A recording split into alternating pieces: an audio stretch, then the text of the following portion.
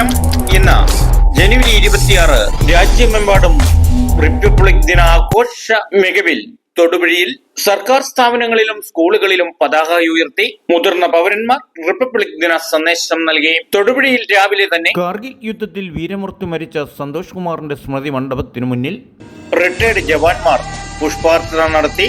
കാർഗിൽ സ്മൃതി മണ്ഡപത്തിന് salute സ്വീകരിച്ച് പതാക ഉയർത്തിക്കൊണ്ടാണ് തൊടുപുഴയിൽ റിപ്പബ്ലിക് ദിനത്തിന് തുടക്കം കുറിച്ചത്.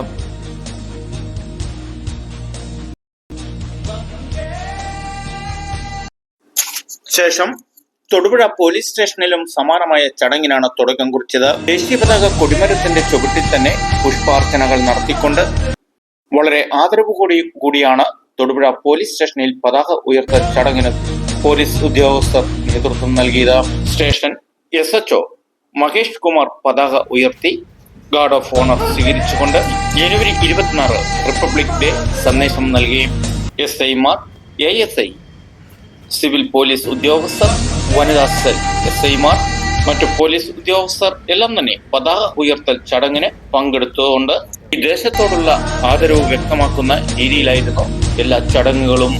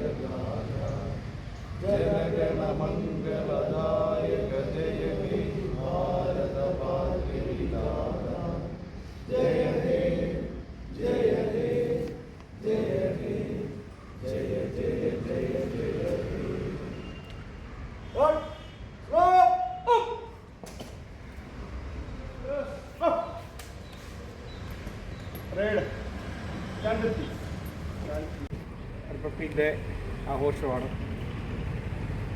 1950 ജനുവരി 26 നമ്മുടെ രാജ്യം ഔദ്യോഗികമായിട്ട് ഇൻഡിപെൻഡൻ്റായിട്ട് പ്രഖ്യാപിച്ചത്. അതിൻ്റെ ഓർമ്മയ്ക്കാണ് എല്ലാ വർഷവും ജനുവരി 26 നമ്മുടെ റിപ്പബ്ലിക് ഡേ ആയിട്ട് നമ്മൾ രാജ്യം ഒട്ടാകെ ആഘോഷിക്കുന്നത്. ഒരുപാട് മഹത് വ്യക്തികളുടെ, സ്വാതന്ത്ര്യ സമര സേനാനികളുടെ ജീവത്യാഗങ്ങളുടെയും ഇതൊക്കെ ഫലമായിട്ടാണ് നമുക്ക് പൂർണ്ണ സ്വാതന്ത്ര്യം അനുവദിച്ചു കിട്ടിയത്.